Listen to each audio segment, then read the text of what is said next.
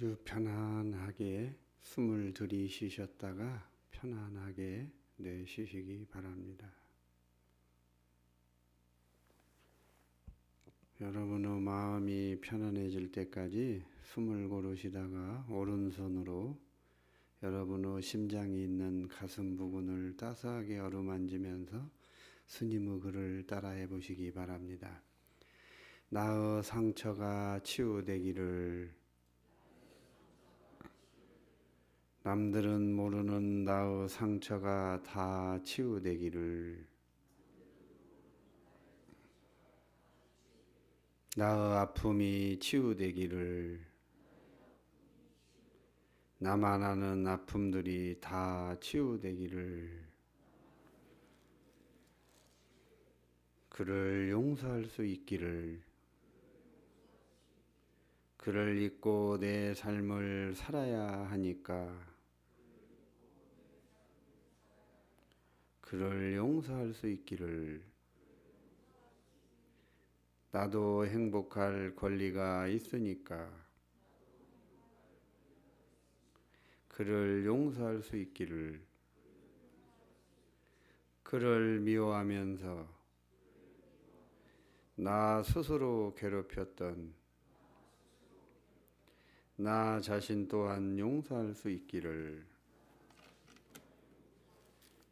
내가 행복해지기를, 내가 행복해지기를, 내가 진정으로 행복해지기를.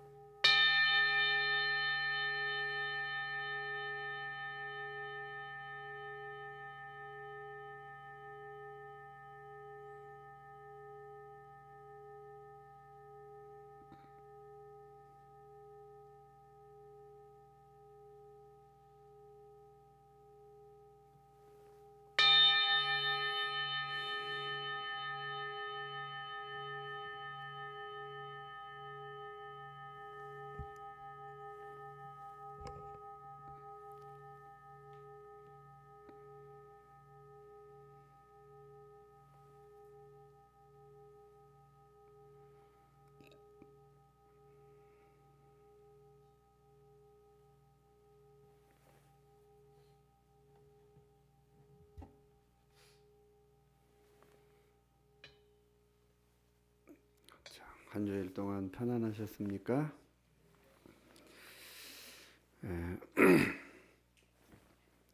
어제 먼 길로 성지순례 갔다 와가지고 피곤하셔가지고 한 번도 안 오실까 했는데 또 그래도 법회에 또 참석하셨네요. 금강산 입구까지 갔다 왔으니까 되게 먼 길이죠. 강원도 양구 두타연 되게 먼 길이고 힘들고 차량도 또 불편하고 그래가지고 힘드셨을 텐데 또 힘든 만큼 마음도 활짝 열리고 자연에서 주는 또 자연이 선사하는 가르침이 있잖아요. 그리고 옛날 선사 스님들이 살았던 그 유적을 이렇게 답사하고 와서 더 기분이 좋고 아침에 그래도 또 일찍 눈 떠져가지고 기도하고 이렇게 되게 되더라고요. 자연이 주는 신선함 또 우리에게 주는 교훈 이런 것들이 이렇게 설법하는 것보다도 더 마음이 와닿을 수도 있습니다. 먼 길 다녀오시느라고 고생 많이 하셨고요. 또 다녀온 그 공덕으로 또 우리 장병들이 편안하게 겨울을 잘 지냈으면 좋겠다라는 생각이 듭니다. 어떤 일이든 간에 고통이 없이는 좋은 열매를 맺을 수가 없잖아요. 고통이 따라야 우리의 공덕이 또 굳건해지고 그것이 또 우리가 지은 공덕이 꼭 값어치도 있어지고 그렇게 되는 거거든요. 근데 쉽게 되는 일은 아무것도 없기 때문에 우리가 어저께 왕복 8시간 넘게 왔다 갔다 이렇게 했지만 그 공덕으로 전방에서 근무하는 철책에서 근무하는 그 군인들이 겨울을 또 편히 날 수 있고 또 나라를 지키고 이렇게 하는 것이 또 얼마나 또 위대하고 거룩한 일입니까? 그래서 우리가 편히 살게 되니까 우리는 또 큰 공덕을 쌓게 된 거고, 또 두타연 그 사지, 두타사 사지를 돌아보셨으니까 옛날에 그 장엄했던 그런 절들도 성주계공 모였다가 때가 되면 또 없어지고, 우리의 몸도 언젠가는 실체가 없어지듯이 영원한 건 아무것도 없다는 것을 이제 또 우리가 느끼고 왔잖아요. 실체가 없는 거. 이제 어느 때가 되면 또 어떤 스님은 원을 세워서 그 절을 복원을 할 스님이 있을 것이고, 또 어느 때는 그렇게 또 절이 없어질 때도 있고, 또 이루었다가 머물렀다가 파괴됐다가 또 다시 공으로 돌아가고, 이렇게 하는 것들이 수차례 반복되는 게 우리의 삶이고 우리가 눈에 보이는 것들의 전부입니다. 우리의 몸도 언젠가는 또 부모의 몸을 의지해서 이렇게 태어나기도 했지만 지금 우리는 죽음을 향해서 매일 달려가고 있다는 거예요. 요즘은 이렇게 누가 자주 돌아가시는데 부고받으면 전부 다 젊은 분들이 이렇게 많이 돌아가시는 거예요. 어제도 부고받았는데 이 법당을 잘 지어준 그 건설 회사 건축 경기가 아마 어려우니까 그러신 것 같은데 돌아가셨다고. 저도 그분이 종교가 좀 다르지만 그래도 이 법당을 아주 정성스럽게 잘 지어서 이렇게 여러분들이 법회 보게 해주셔서 그 조문을 가려고 이따 오후에 생각하고 있습니다. 이게 이 한 생각이 찰나가 조금 힘들고 고달프고 이런 것들도 오래 가지 않는데 성질이 급하고 이렇게 생각이 너무 많은 분들은 그거를 그냥 짧은 생을 마감해 버려요. 그래서 안타깝다 이렇게 생각이 됩니다. 이 가을이 되면은 법정 스님이 하신 말씀이 생각난. 사람들은 돈이나 명예나 사랑이나 이런 높은 직위, 명예 이런 거, 권력 이런 것만 가지고 이제 추구하려고 하는데 영혼을 밝히는 거는 관심이 없다. 근데 영혼을 밝히는 일이 더 보람된 일인데 영혼을 밝히는 일은 관심이 없고 돈이나 권력이나 사회적 지위나 명예나 많은 재산을 갖고 있는 그거에만 관심이 많다는 거예요. 그래가지고 어느 날 그것이 담 무너지듯이 확 무너지면 이제 허망한 꼴을 당한다는 거예요. 돈도 명예도 권력도 사랑도 잠시 나에게 주어진 일이지 그것이 영원하게 가지는 않는다는 거. 그래서 법정 스님은 영혼을 밝히는 일, 그러니까 마음을 경작하는 일을 더 많이 사람들이 해야 되는데 이게 이제 전도망상에 대해서 서로 뒤바뀌었다. 이제 자연과 더불어서 영혼을 밝히는 일을 굉장히 주장하셨는데 그런 것들하고 반대의 삶을 이제 사람들이 살기 때문에 영혼은 밝히지 않고 이렇게 돈이나 명예나 권력이나 사랑이나 이런 거에 빠져가지고 자기의 가치를 잃어버려서 나중에 나이가 먹으면 허무하고 자기를 되돌아볼 때는 이미 늦게 된다는 거, 그런 말씀을 많이 하셨거든요. 이제 우리들의 가치는 지금 무엇을 소유하고 있고 뭘 많이 가지고 있고 자식이 뭐 잘 되고 뭐 명문대 가고 그게 우리의 가치가 아니고 이걸로 결정되지는 않고 여러분들의 가치는 스스로 자신을 어떻게 생각하면서 무엇을 추구하는 사람인가, 어떻게 생각하고 내가 지금 무엇을 추구하는가, 무엇을 추구하느라고 돈도 벌고 그 명예, 권력도 가지려고 하는가, 무엇을 추구하려고 절에 오는가, 무엇을 추구하려고 기도하는가. 추구하는 것이 정확해야 돼요. 그게 정확하지 않으면 나중에 이제 괴로움만, 고통만 달라요. 여러분들이 지금 소유하고 있는 것들은 실상 아무 의미도 없어요. 죽을 때 갖고 갈 수도 없는데. 그러니까 빈손으로 와가지고 죽을 때 빈손으로 가는데, 이제 가지고 갈 수 있는 건 여러분들이 지은 업만 가져가는 거예요. 뭐 아파트를 가져갑니까? 자식을 데리고 갑니까?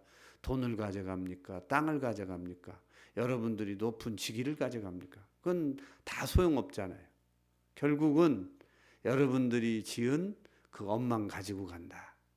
빈손으로 와서 빈손으로 가는데 그림자처럼 따라다니는 것이 뭐예요? 여러분들이 지은 업만 가지고 가요.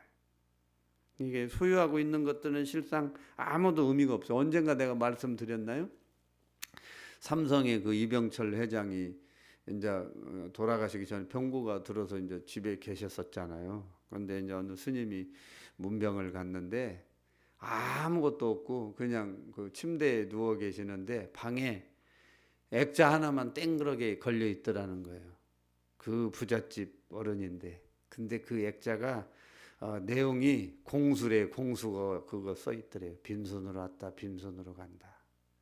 다른 건 다 치워버리고 그 액자 하나만 놔두라고 그랬다는 거예요. 그런 재벌도 뒤늦게 빈손으로 와서 빈손으로 가는 것을 그렇게 깨우치고 허망해 했는데, 우리의 삶이라는 건 뭐 다를 게 뭐가 있겠어요. 그러니까 우리가 추구하는 것은 언젠가는 간다. 가는데 어떻게 갈 것인가, 이게 이제 중요한 거예요. 법정 스님 항상 이제 재밌게 유머가 있으셔가지고 이야기 잘 하시는데, 간다 봐라 그런 말을 잘 하셨거든요. 언젠가 우리 죽는다. 알지? 다 알잖아요. 그거는 항상 그걸 물어보죠. 간다 알지? 항상 물으셔요. 가는 걸 알아야 지금 삶을 가치 있게 산다는 거죠. 차 한 잔을 마셔도 소중하고, 사람을 만나서 이야기해도 소중하고, 기도하는 것도 소중하고, 어제같이 이렇게 성지순례 가는 것도 소중한 일이다는. 불행한, 내면의 불행한 우리의 모습, 희망과 열정이 사라진 자신의 모습이 그려져 있다면 아무리 많은 재산을 소유한들 무슨 의미가 있겠습니까? 그 재벌도 아무 의미가 없으니까 그 글귀 하나만, 공수래 공수거, 그 하나만 방에 당신이 이렇게 누워서 침대에서 이렇게 볼 수 있는 자리에 걸려 있더라는 거예요. 그러니까 여러분, 그 영혼을 맑히는 일을 하셔야지. 지금 돈은 그래도 어느 정도 밥 먹고 쓸만하면은 되는 거지. 너무 많은 돈을 벌려고 하고 너무 많은 욕심을 내다 보면, 예? 자기 맘대로 안 되잖아요.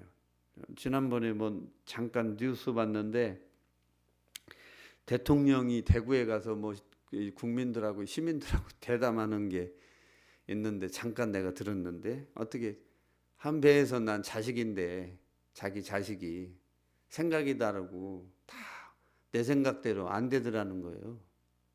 그게 뭐예요? 뭐 때문에 안 돼요? 한부모 밑에서 나왔어도 생각이 다르고 업이 다르기 때문에 그러는 거예요. 근데 어떻게 세상 일을 사람들은 다 자기 마음대로 하려고 하는 그런 욕심을 가지는지 모르겠다고 그런 말씀 하시대요. 우리의 삶도 마찬가지예요. 내가 난 자식도 생각이 다르고 업이 다르니까 나하고 다르게 생각할 수 있다. 그 이야기 하신 거예요. 다르게 생각할 수도 있다는 걸 인정하고 그걸 받아들이라는 말씀을 하시더라고요. 부처님 말씀 똑같잖아요. 우리가 만나는 사람, 나하고 똑같은 사람이 어디가 있어요.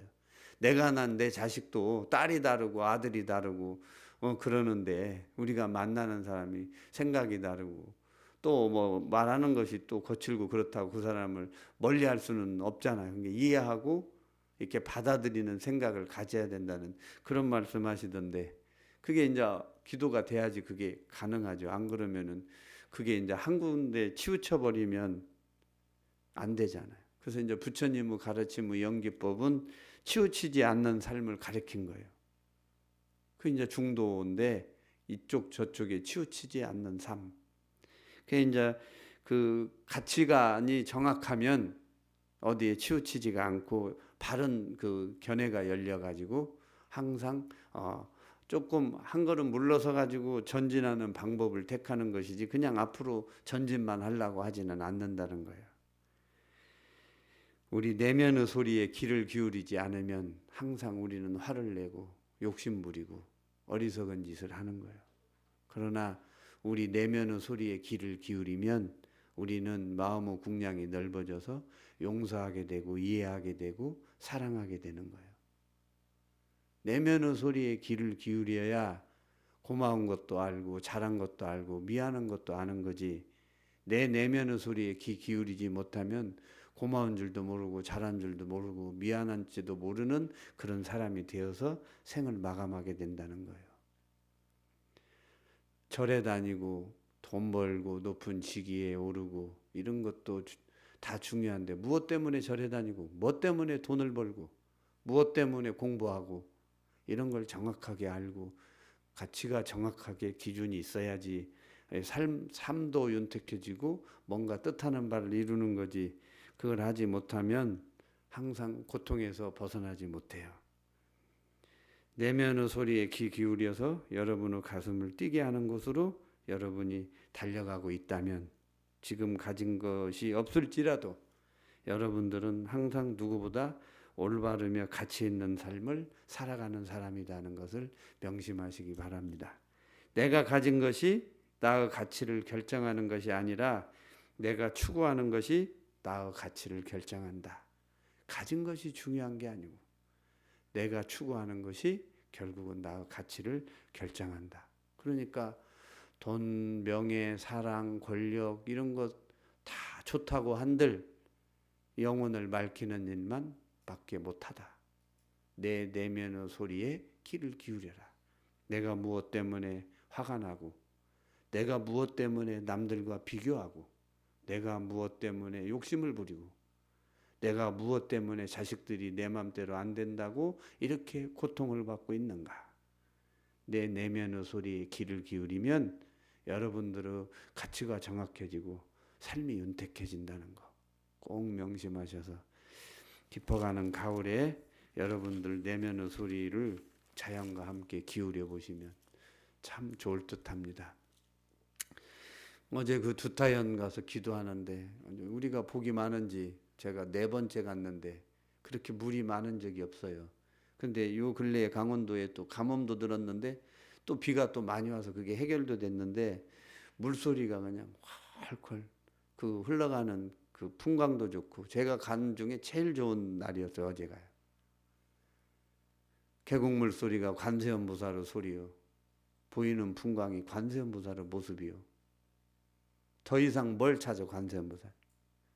생각해 보니 내 스스로가 관세음보살이었는데 그걸 모르고 법당에서 관세음보살을 찾고 있더라. 그래서 그 어제 두타연의 관음굴에는 관세음보살이 안 계신 거예요.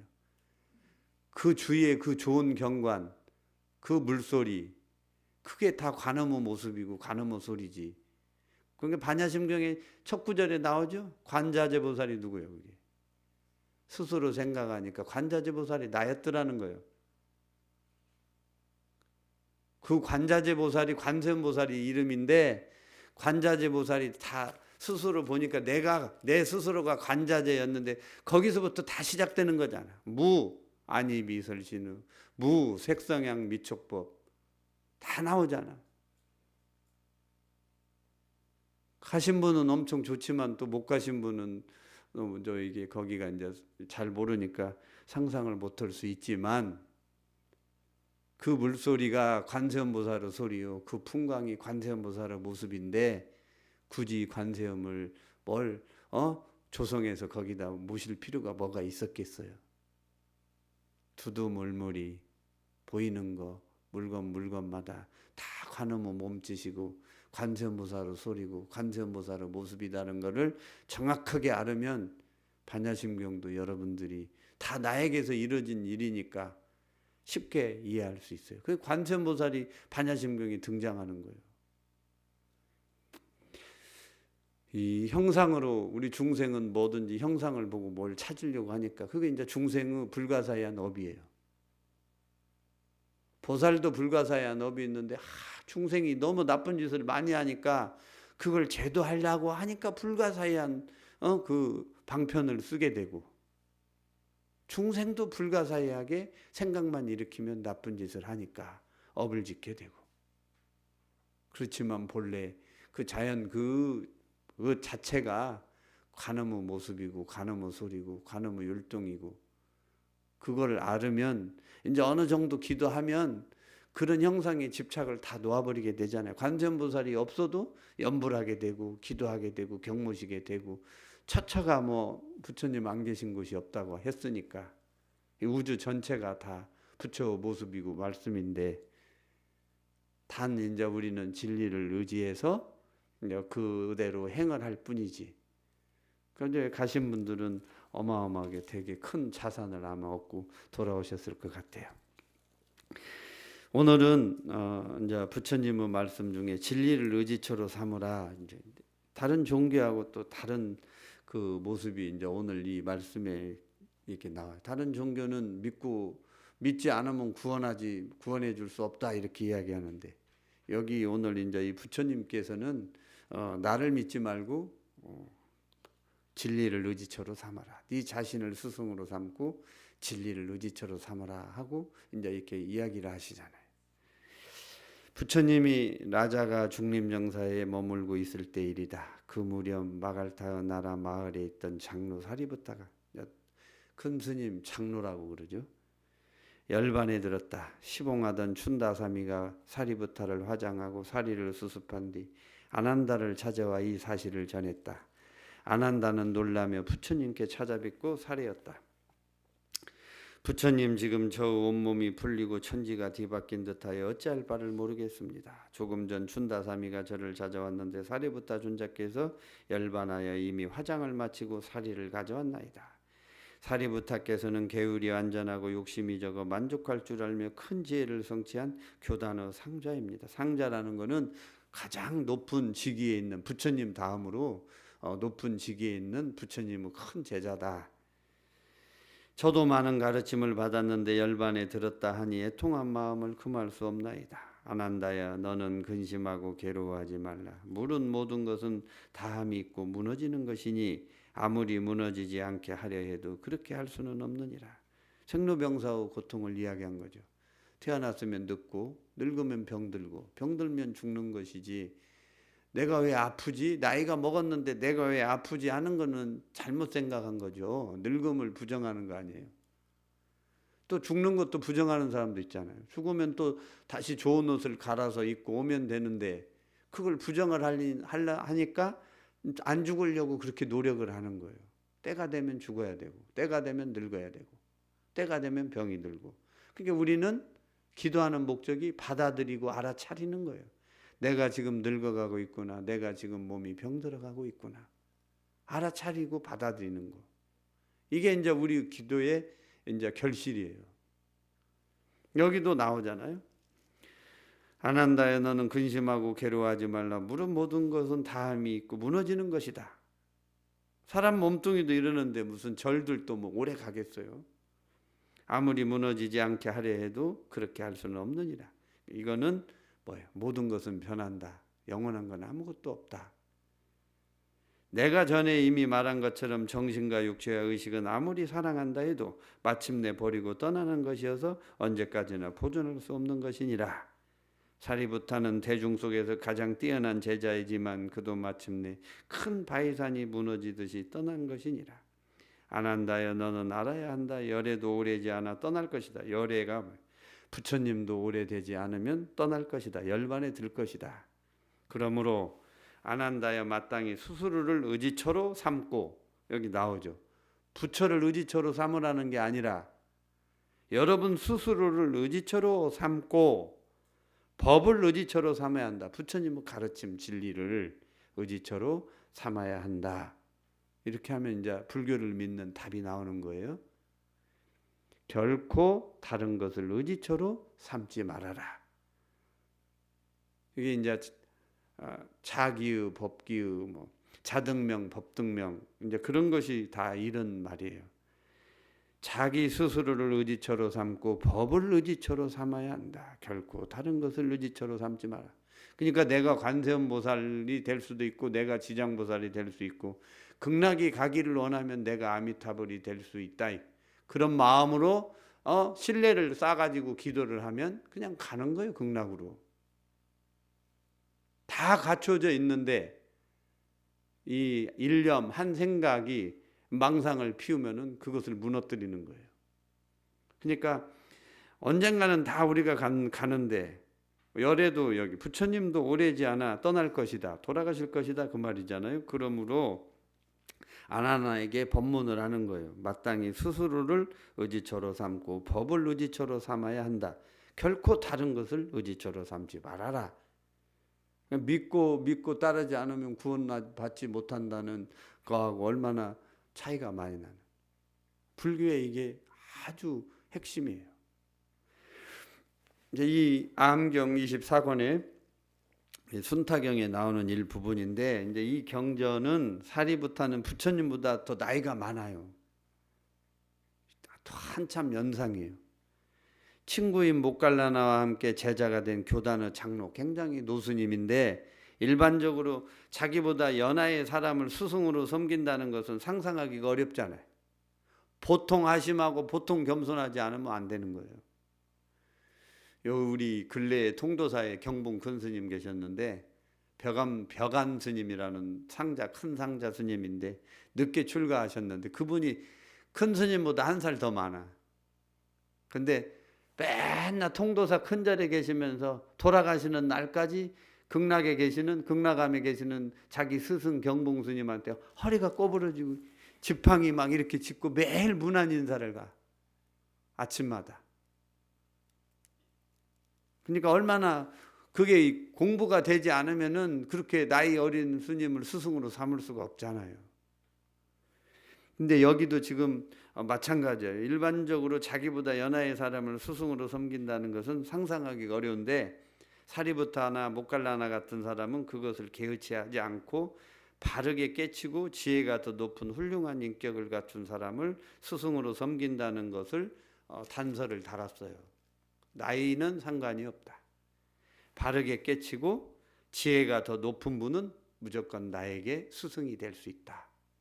그러니까 이제 부처님을 나이가 어려도 스승으로 모신 거예요. 부끄러운 일도 자존심 상하는 일도 아니다. 오히려 그런 스승을 만날 수 있었다는 것을 행복하게 생각했다. 이게 이제 경전에 나와요. 부처님은 최초 제자였던 콘다냐도 최후의 제자였던 수바드라 역시 부처님보다 나이가 많아. 10살이 넘게.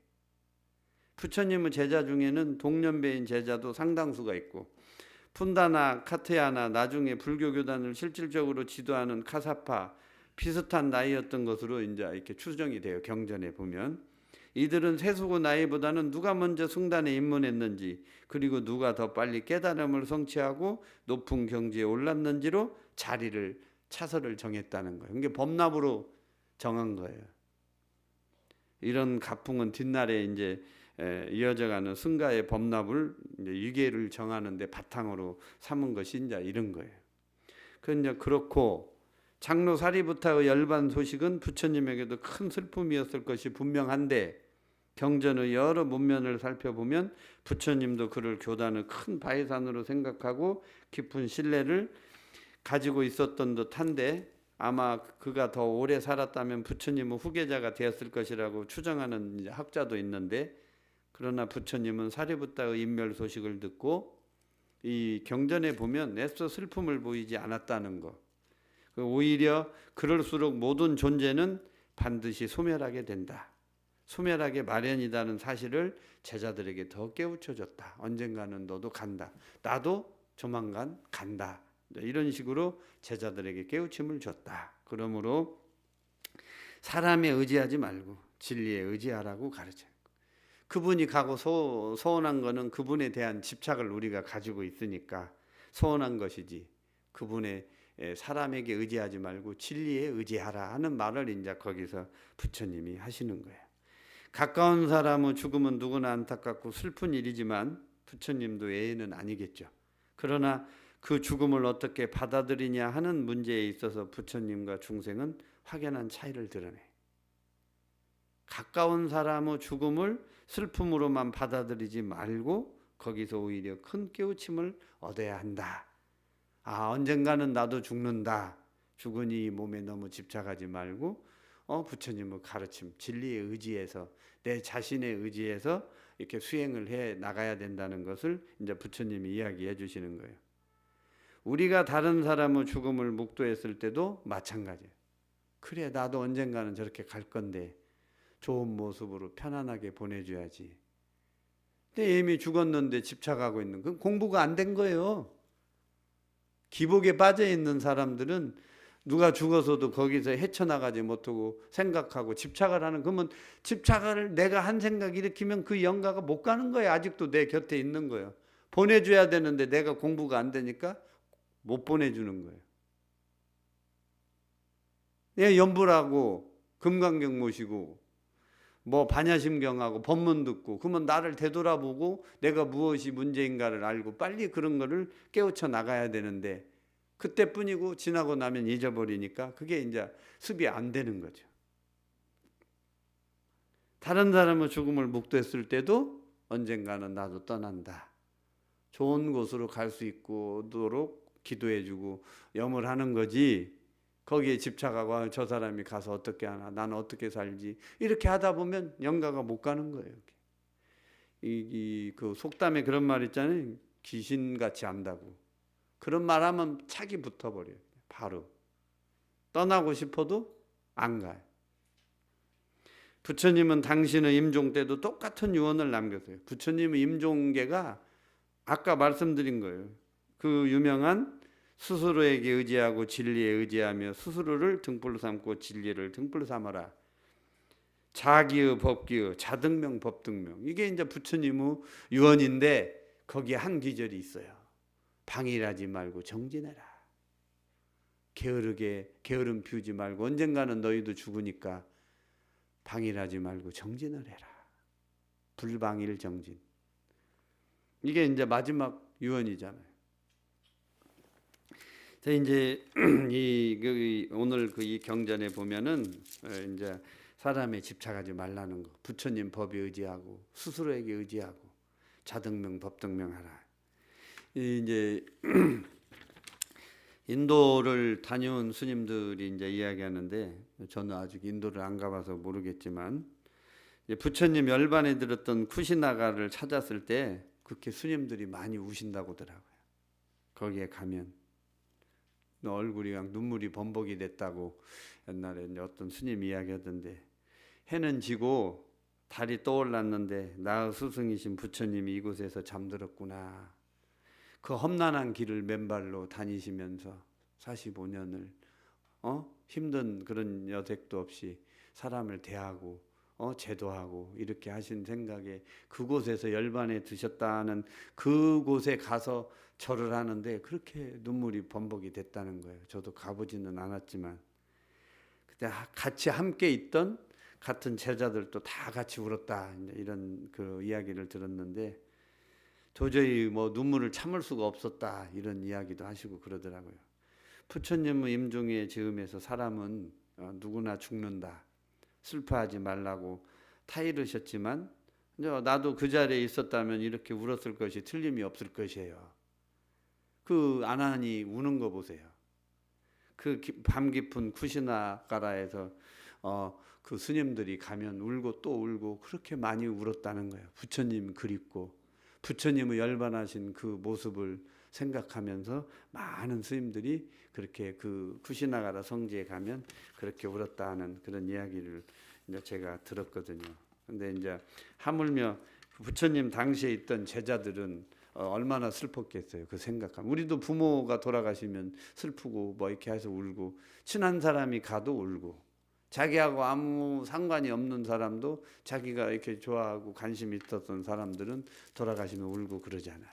이제 이런 것들은 이제 모든 것은 변해서 이 몸뚱이는 7, 80년, 100년 잠깐 빌려 쓰는 거고, 이제 진리에 의지하고 자기 자신에게 의지해서 이렇게 이제 방일하지 않고 가는 거, 이것을 이제 부처님이 우리에게 가르쳐 주셨으니 우리는 이제 그런 소중함을 빨리 일깨우치고, 이제 갈수록 나이가 먹으면 몸이 말 안 듣고 아프잖아요. 이게 늙고 병들고 이런 것들, 내가 어디 아프다 이런 거는 다 늙어가는 거예요.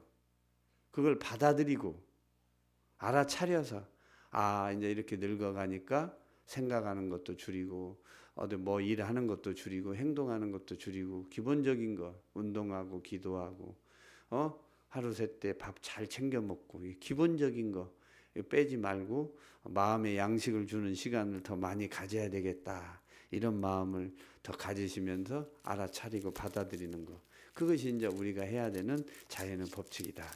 명심하셔서 그렇게 하시기 바랍니다. 날씨가 추워졌는데요, 한절기 건강하시고 감기 특히 조심하시고 다음 주에 또 좋은 모습으로 뵐 수 있도록 하겠습니다. 성불하십시오.